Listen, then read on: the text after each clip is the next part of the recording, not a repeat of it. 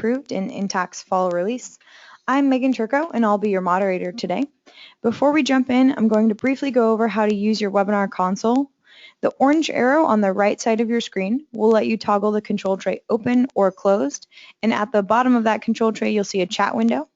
Please feel free to submit your questions at any time throughout the webinar via the chat function, and we will get to as many of our questions as we can during Q&A at the end of the webinar. Additionally, on your GoToWebinar console, you should see an area for audio settings. If you're calling in through your telephone, please choose the Use Telephone option. If you're using your computer speakers, please select Use Mic and Speakers option instead. And lastly, I do want to note that today's webinar is being recorded. We'll send out the slides as well as a link to the on-demand recording of the webinar within about 48 hours, so definitely keep an eye out for that message if you'd like to review the webinar again, or if you're interested in passing it along to any colleagues who weren't able to make it with us live today. And with that, I would like to introduce today's featured webinar speakers.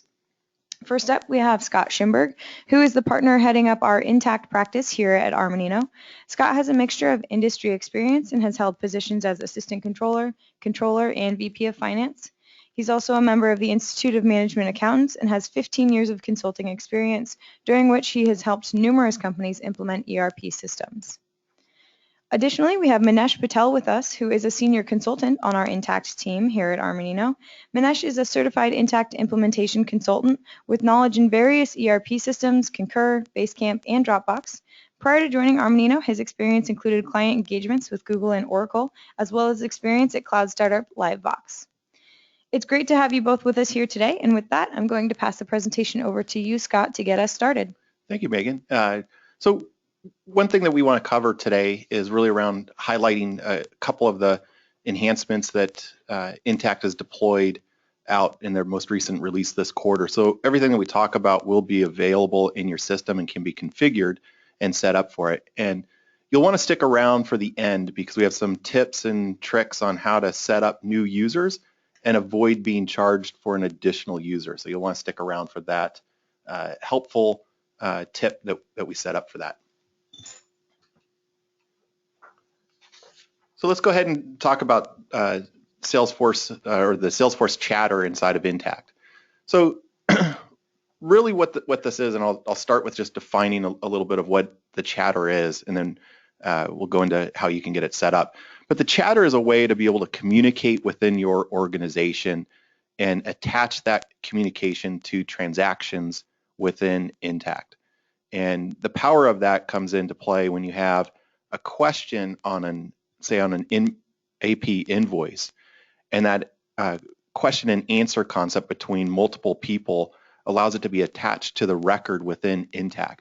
It keeps people out of email and communicating kind of in a way that's outside the system and puts it into the system. This is one of those concepts that didn't really know we needed until Intacct kind of told us that it was out there and available for it. It's a real interesting concept and could definitely help in the automation and collaboration within the organization. And the good news is that the setup for doing this is just a little bit of time. It's very quick and easy to be able to set up and utilize within the system. The big concept that you need to know is if you're deploying it within just Intacct on its own and not using it within your Salesforce environment, or if you haven't connected Salesforce and your Intacct environment together, it does take just a little bit to get the additional users past 10 to get access to it. So just the systems need to get updated. So as you're going through the setup and turn it on, and you get to that 11th user getting access to it, just give it a day or two to cycle through the process. But really what you need to do is in order to activate it, you'll want to go into your permissions. So the assumption here is that you've enabled this functionality within your organization so that this can be configured. So you'll want to give your power user or administrator the permissions to be able to have access to this, and it'll be found under the company directory, and then Intacct Collaborate. You'll see that set up, and you really get two options to utilize in the system. One is with an Intacct only, so meaning that you do not have Salesforce enabled, or the other is having it extend into your existing Salesforce environment. One thing to really be aware of is that if you enable it in the Intacct only and then integrate in your Salesforce or want to extend it out into your Salesforce at a future point, it will purge out those communications that happened on the Intacct only. So you do need to put a little bit of thought into that of will you integrate with Salesforce and when you're enabling this functionality. So that's just a little tip. Once you get it set up in the first user experience, you'll get a login that will communicate a little bit more to the end users about it. There's the learn more, just go ahead and jump in and start collaborating, or just continue on to what you're doing within the Intacct concept. A couple things to note is on the bottom right-hand corner of the slide, you'll now have like a little talking caption, if you will, and that's where it'll give you access to what's called feeds, and that's the accumulation of the chatter that's going on. This gets into the concept of how would you actually use it and how would it get deployed. So for example, this is on a specific transaction on a AP bill, and you can put in information and have that communication get memorialized onto the transaction. So every time you look at the transaction, you have that information right at your fingertips. You don't have to say, well, I remember there's something with this transaction. What was it? Go to email and look for it. It's right here at your fingertips. So that becomes the power that comes into play on this. And all of this is enabled once you start tagging the transaction to your Chatter environment. Different ways that you can really deploy Chatter. So in the upper right-hand corner next to the name, you'll have a link to be able to get into your Chatter feeds. And then you can take a look at different ways as we move across to the left-hand side in the middle, where it says, you could identify specific activities, transactions that you want to follow, or even groups that come into play. So you can create a group of an executive team, accounts payable team, maybe a purchasing team, and incorporate everybody into the same group so you can get all of the information into the correct category. And there might even be something like a month-end close or accounting team grouping that you can really put in comments related to those activities. And again, that ties in really well with keeping people focused on their day-to-day job. A couple concepts, public and private groups. So for example, maybe you want to have some communications around the executive team. You can do that and keep it confidential. And likewise, public teams, you can have it more broadly based that anyone can have access to it based off their activity that's in there. This concept of getting activity feeds and information, you can put that on a dashboard. The other concept that you can do is take dashboard components or elements, so for example, the graphs, and take what's called a snapshot and put that into one of the feeds. And so when we really start going forward in this, on the right-hand side, you can see how that's been set up, where there's the feed that's coming through on the right-hand side. And it's a little hard to show on this slide, but if you see right in the middle, there's a snapshot concept that comes into play. You could take that take the information from one of the dashboards, put it into the snapshot. You can do a little bit of commenting on it and get that out to the people so they can really get a good visual and everyone's looking at the same information in a meaningful way.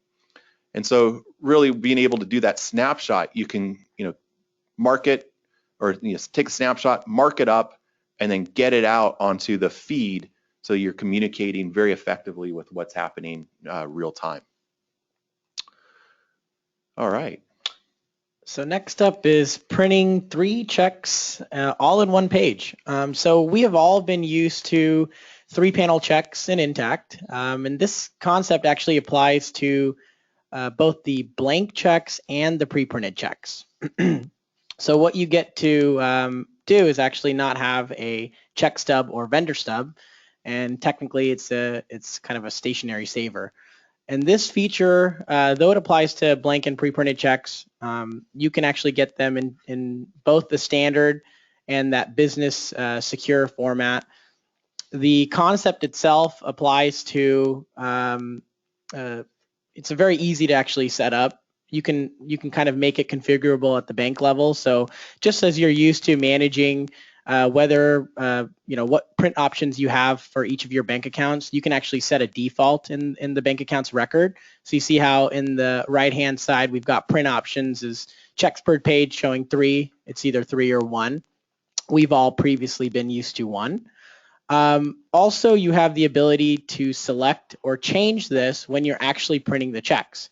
So when you're going through AP, you're hovering over print, you're clicking on the checks, there is going to be a feature that shows up right below the bank account that says either a drop down of 1 or 3. If we have selected a default of 3, let's just say in this screenshot here, that's what's going to show up as a default. You can then change that if you want to 1, and you have that ability as a choice. Now remember, one of the keys here is that the check stub and the vendor stub will not be printed with this check. Next, we'll go into user permissions reporting. So I think what is very, very important with respect to user permissions is that the folks, especially many of our clients, want to be able to maintain an internal control environment and most importantly, need the ability to see what particular roles users have access to. And with this new feature for user permissions reporting, within the custom report wizard, there is a primary data source that's going to be called user permissions. Within the user permissions, you'll be able to select that data source. And when we actually go through and select that data source, you'll have the ability to select from the field. So just like all the other primary data sources, when you are creating a custom report, are exposed, all those fields, as you can see in this screenshot right here, are what are part of all those permissions. So you can actually go in and say, well, I'd like to see whether this user has admin privileges, or does this user actually see this module? Do they have the ability to modify it? Do they have the ability to create something, edit something? Previously, you have all been used to within the company, when you're clicking on the users and viewing each user's permissions, you really didn't have a possibility to actually export that data out of the system. What you now do is, as you go through the custom report wizard and make your way through all the different steps, this is just a sample that we've outlined of how you can actually export that report out of Excel, and you can show the different fields that you've actually selected. So you see here in this snapshot how we have the user's ID, the user's name, the module or application that user has been assigned to, what rights that user has within that module. These are nice features, and then you could even run pivot tables or do even more of an extended analysis. So really this is just kind of adding transparency to user permissions. Previously, when I spoke about user permissions reporting, how you really didn't have that option to export data out. So you see in this example for Sean Kennedy, all of your users, there's in the company area, there's going to be all your users are going to be able to be shown what types of permissions each person actually has. This is kind of like an easy snapshot of that. The user permissions reporting gives you a little bit more robust ability, so it just kind of adds a little bit more flavor to this. Next up is employee expense reports. We can now import into the GL. You see my exclamation point there. We have many clients that have asked about this before, and the ability that you get now with respect to imports is to actually affect the general ledger. So previously, all CSV imports of expense reports would just go into the historical ledger. So historical meaning non-posting. You now have the ability to post to the general ledger. And so when you're actually going through the standard process of creating that CSV template and filling out all the different expense report details, you will then have the option to select, so you see in the screen right here, whether to post to historical or post to the general ledger. So you've all been used to, for instance, on AP bill imports, how you have the choice to import as historical or general ledger. This is the same choice that's made available for employee expenses as well. So you would go in and select the one that you want to actually post it to, and then you'll have the ability to go in and import.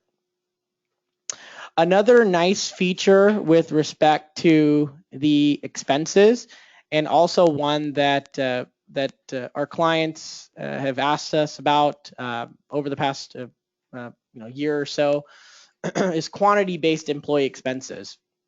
So really, how I like to think of it is the expense reports just got a little smarter. So when you're actually going in and entering expenses within an expense report, there is actually a quantity field that gets exposed. And what you can do is you can say, well, I need mileage calculated. And instead of previously inserting mileage and doing the calculation yourself, you have the ability within the expense type. So let's just say I have an expense type called mileage. Within that expense type, you have the ability to go in and select a date, a start date, and the system will actually go in and enforce that start date. And you have the ability to put in a rate. So let's just say it's 55 cents per mile. When you or the user is entering an expense report in the system, and this is just a snapshot of that expense type that I mentioned, how it's all enforced by start date and unit rate. But going into that actual expense report, when the user is actually entering a quantity within that quantity field right there, and you see how my mileage is my expense type, it's going to take that unit rate. So that unit rate is 50 cents per mile, and it's going to then calculate 50 cents per mile times that quantity of 275 miles is going to get me my 137.50. So this is a nice feature that has been introduced with respect to giving quantity-based employee expenses.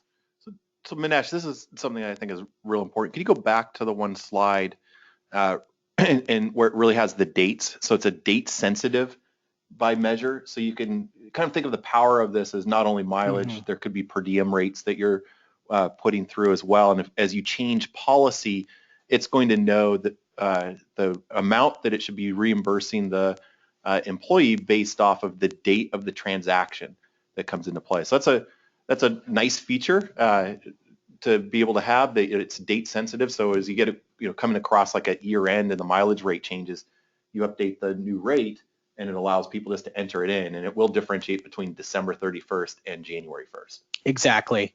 Definitely a nice feature to have, especially when folks are using employee expenses and they want that smart feature. So thanks for pointing that out.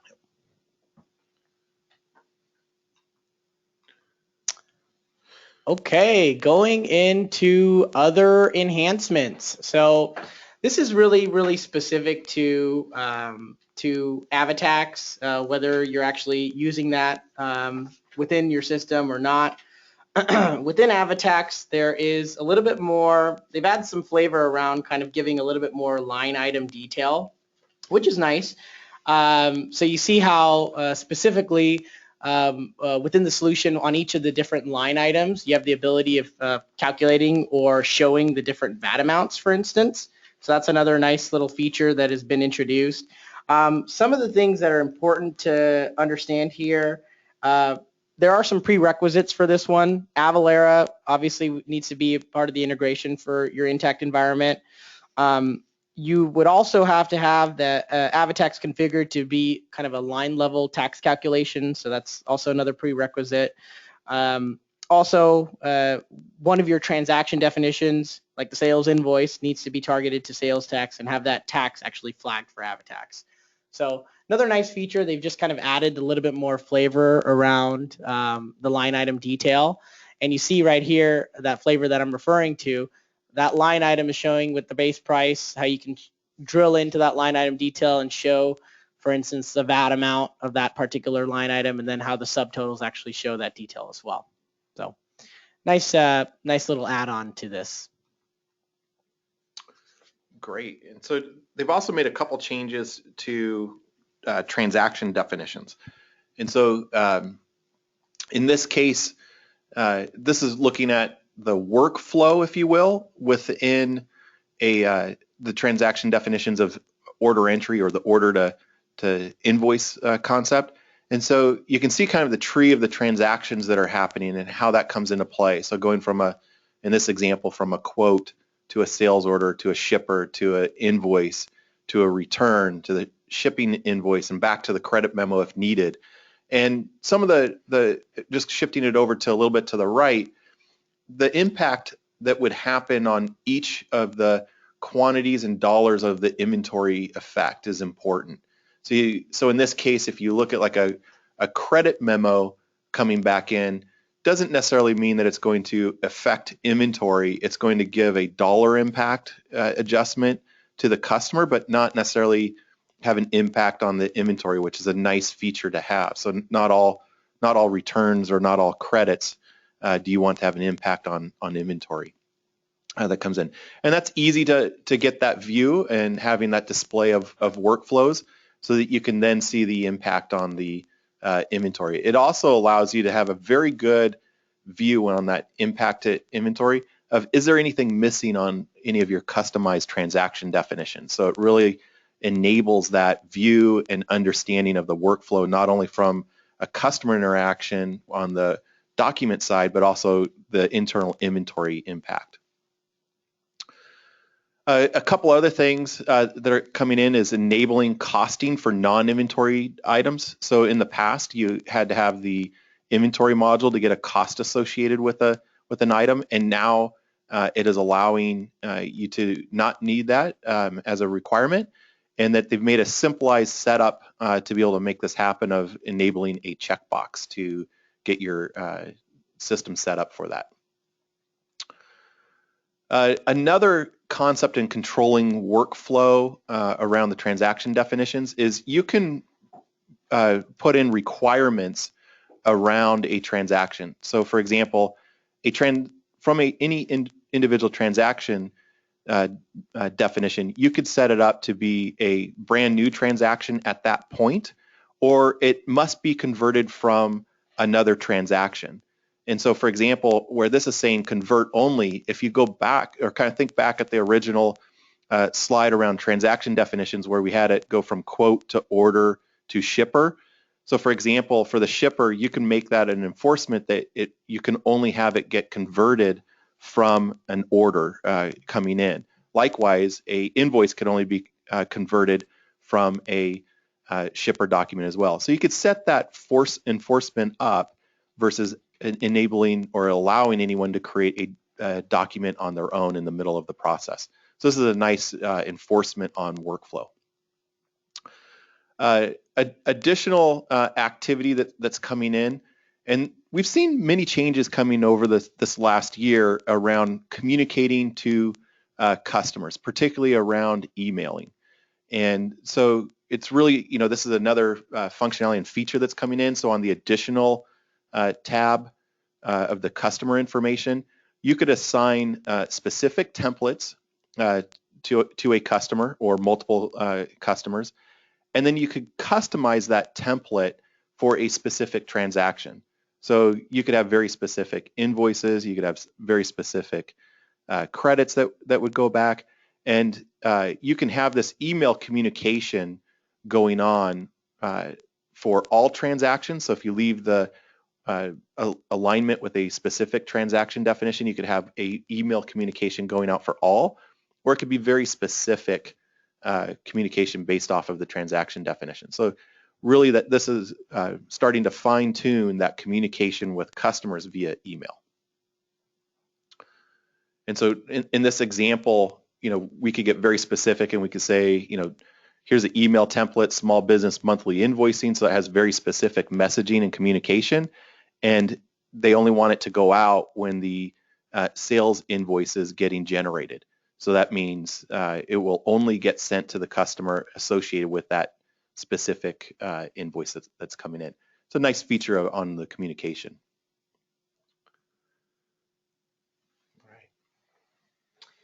So with respect to AP adjustments, and when we speak adjustments, they're AP debit memos and AP credit memos, you now have the ability to actually print those adjustments. So the printing feature has been turned on, so you see on that right-hand side of the summary titles where it says print, that's where you can actually get a PDF printout. So I'll show you in the next slide or two how that looks. Also, as a part of this feature, there's been some relabeling with respect to the amount due and the amount still available for that particular AP adjustment. So I'll show you how that looks within the actual entry screen of the AP adjustment. This is great for a few reasons. One, it provides backup. So in the case that you're needing to print out the adjustment to actually back up the invoice, this is one clear way of doing it. Also, it helps, especially with that relabeling of the amount due, it kind of helps to clear up how much is really available to apply for the next set of AP bills. So you can see here that print link has been inserted for the AP adjustment. So previously that print feature was not there. So that's where you can actually print. And when you do click that print button, a little pop-up of the PDF of that specific AP adjustment will come up, and that will then allow you to print that out or print that out as a PDF and save it. And that's one of that's what that button does. So what did I mean about relabeling? So you see here, there's a feature about printing the PDF. So if you don't print it within the previous screen that I just showed you, you can also print the AP adjustment within the screen, within the actual transaction screen as well. That labeling has just become a bit more meaningful here. So you see how that adjustment total equals $100 for this AP adjustment, and the amount paid is, let's just say $25. How much is actually still available? That's $75. So those labels have been relabeled to make them a little bit more, I guess, easy to look at, right? This is an example of how the actual printed document will look. So same idea with respect to the debit memo. Part of that label change, a call out here is showing what that adjustment total actually is and the amount still available with respect to that adjustment. So that's been added to the PDF as well. So just kind of seeing the output for that particular transaction. All right, so we're going to jump over to bank reconciliations. And one of the things that Intacct has done is enabled a process for items that are in a pending reconciliation. Some of our clients need to or would like to be able to export those transactions out to either a CSV or Excel and then manipulate the data. And so now that functionality is available. So under that pending reconciliation, you'll have a drop-down concept if you hover over it that says to export out to CSV, Excel, or PDF. Probably the most common will be to Excel to be able to consolidate transactions that may get summarized on the bank statement and be able to leverage an easier way to identify what's included or not included as a comparison to how it's getting posted to the bank. And so the business case on that is if your transaction detail is at the very detail, but your bank is consolidating that activity or those transactions into one number, this could help in that process to be able to dump it out to Excel, run a pivot table, and then use that to compare the transactions to what was deposited into the bank account. So a nice piece of functionality in automating bank reconciliations. All right, next up is the GL posting date. So this is very helpful as well. When you are ever importing AP bills or AR invoices into the system, so use cases around that, definitely if you're trying to bring in a batch of bills or invoices in the system, you want the ability to go in and change the default for the GL posting date. So within the template itself, it has been added to actually go in and change that GL posting date. So kind of going back into my use case, if you've got an AP bill assigned invoice date of today's date, 12/10, and you need that GL posting date to be 11/30, you do have the ability to enter that 11/30 in the GL posting date cell within the column, and that can be imported into Intacct. So The nice thing about this is its consistency for the overall screens. I mean, one area around importing, especially just templates in general, is that we really want the ability to see all those different fields and actually see them exposed within the templates, and then be able to populate those fields through the import feature. So this is an add-on for AP bills and AR invoices. So this just kind of goes into how do you do it.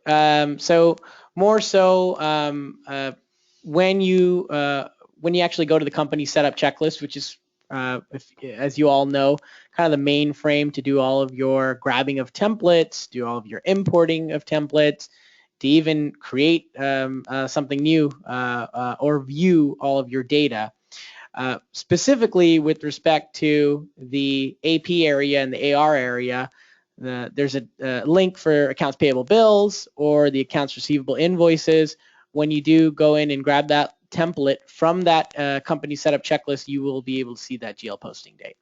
So really there's no setup involved. It's just a little add-on here to the template itself. Fantastic. So here's a feature that's been long waited for companies that have the Intacct global consolidations modular functionality. And so that module comes into play when you have multiple entities around the world with different base currencies or reporting currencies. And so the IGC allows you to consolidate those different sets of books all into one currency. So in this case, if you look at the third line down, it would be taking all of the different books and consolidating it into US dollars. So if there was a subsidiary in the UK or in Asia, you'd be able to consolidate that all into US dollars. And historically, it's been available for accrual books. And now Intacct has enabled it to be for cash books as well. And so the value of that is there are customers out there that have a cash basis tax reporting functionality. And so this would enable that ability to consolidate books on a cash basis from there. So that you can continue to go do your accrual based, and then now you can do your cash based process as well. The tip and trick on this is to make sure you have your eliminating entries set up, or not entries, entities set up correctly for one, being able to do your accrual books, and then two, have a different eliminating entity for your cash books, because it will have different elimination entries posted in there. So that will be one thing you'll want to make sure gets set up correctly before running two different types of consolidations on. All right, project defaults and order entry. So this is a nice feature to be able to go in and auto default based upon the header of the transaction, selecting the project, and I'm going to show you in the next screenshot how to actually go in and enter that project to the header, and then have the details be defaulted within the entry section. So at that header, you would then go in and assign the project, and then upon assigning the project, tabbing down, you would then be able to select from various dimensions within the project. So location, department, classes, all of those will auto-populate within the entry section and eventually affect the line items, which is nice. So once again, in addition to what I told you about those AP bill imports with the GL posting dates, there is no setup for this one as well. Other than keeping just a good upkeep of your project's records kind of in check, this is all that kind of needs to be set up, and those dimensions will default based upon that project record. This next screen right here just shows you a little snapshot of actually going in and assigning that project. So we see here that the DT design, the project has been assigned. And then in the entries area, all of the details with respect to that project's record, such as that development work class, the department, the location, they all get defaulted to the entries, and then you can actually go in and apply those defaults to the individual line items. So just another nice quick way of defaulting dimensions without having to key each dimension in manually. We're definitely seeing various improvements with respect to defaulting and dimensional relationships and all of that in the past year or so. So this is just kind of one of those defaults that you can get in order entry. All right, so we are now at the end of just about at the end of the presentation. We're going to talk about setting up new users and some best practices involved in that. So if we go back to on-premise software solutions, typically how that worked to add a new user into the system, you would either deactivate a user on your system and then activate another one, and the system kept track of how many users you had enabled at any one point in time via unlock codes. And if you needed to add an additional user because it was an incremental add, you would have to purchase a unlock code that would enable the additional user. So for example, if you had 5, now you need 6, you need an unlock code that would enable 6 users. So there was a control point that the software manufacturers used by unlock codes. One of the things that Intacct has addressed is how can companies really, as they make changes to their organization and then they hire a new person and enable companies to have their employees get, utilize the system and do their job right away. One of the things that Intacct does is allow companies to self-prescribe to users. But one of the things that can do is once a user goes over the existing subscription today, it's going to automatically trigger an invoice to come out from Intacct.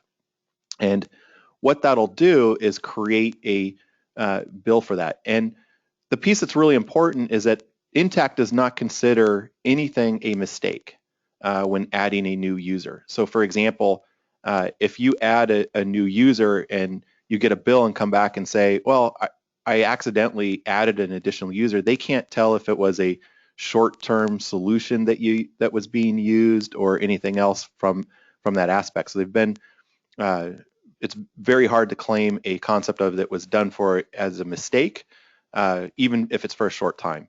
So the real solution is to make sure that when you're adding new users or making changes to users, that you follow a good process on that. And so the first one is to just review and understand what is in your current subscription and compare that to your current subscription to your active users in the system. So by going into the user setup, you can filter it down based off of active users, and you can view between whether it's an employee, a business, or a project user. Those are the 3 main users that are in the Intacct system.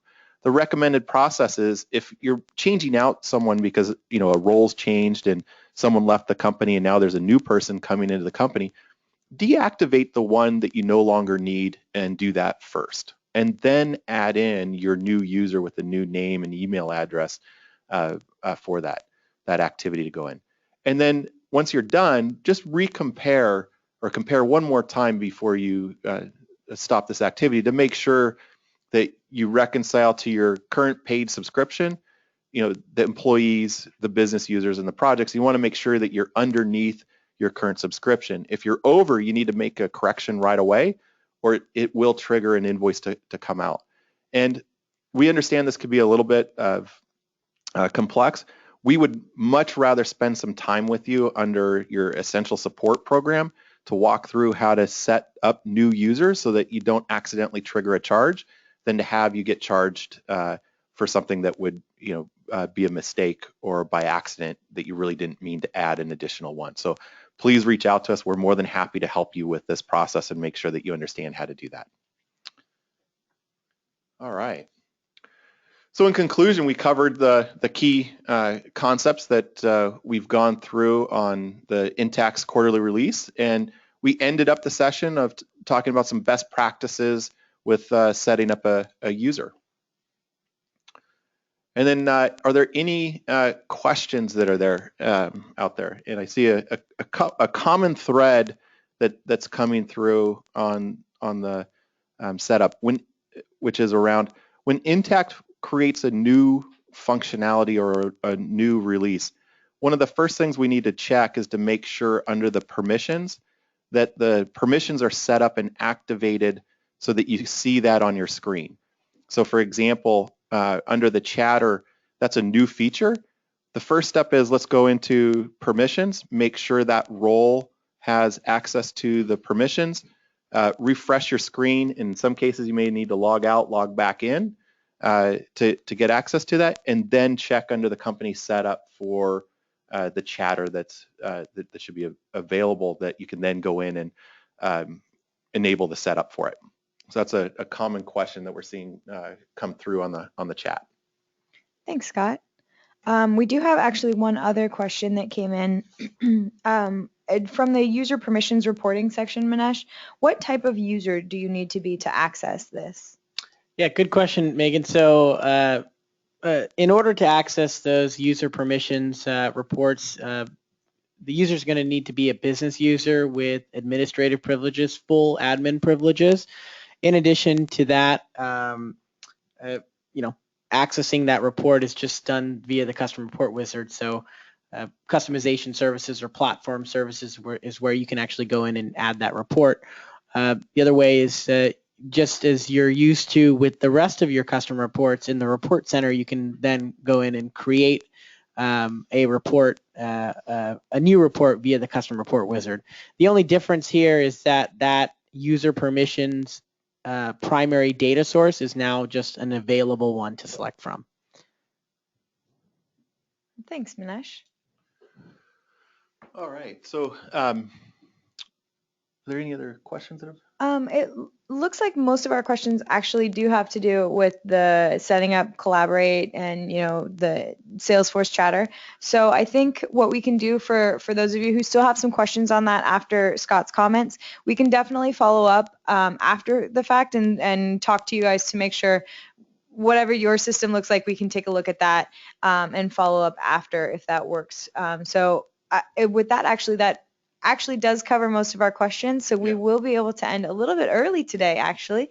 Give everybody back about 15 minutes here. So on this next screen here, we do have Scott and Manesh's actual contact information.